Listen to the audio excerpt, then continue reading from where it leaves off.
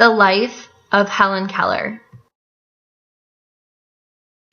Helen Keller was an amazing woman since the day she was born. At just 6 months old, she began talking, and at a year old, she began to walk. However, when she was only 18 months old, she came down with scarlet fever. The illness left her both deaf and blind. Throughout her childhood, Helen Keller faced many challenges. To help her, her parents hired Annie Sullivan. Though they did not see it at first, Annie became a lifesaver. She taught Helen how to read American Sign Language by putting the sign into the palm of her hand.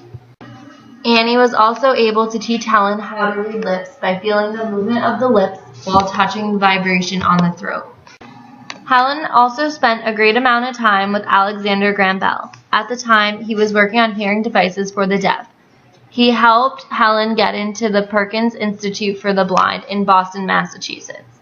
The biggest breakthrough Annie helped Helen have was making the connection between the object and sign language.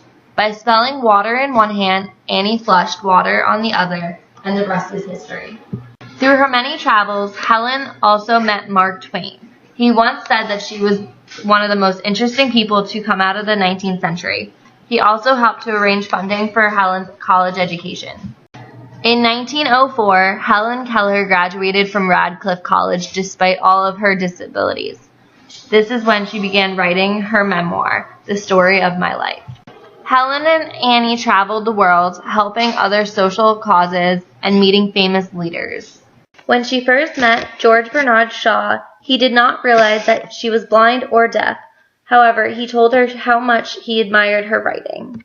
This photo shows Helen Keller meeting with President Eisenhower, discussing how they could help soldiers that became blind during World War II. Even with all her disabilities, Helen found a way to enjoy every moment of her life. Though this is her first, over the course of her life, she published a total of 12 books. To learn more about Helen Keller, the movie The Miracle Worker offers an accurate portrayal of her life.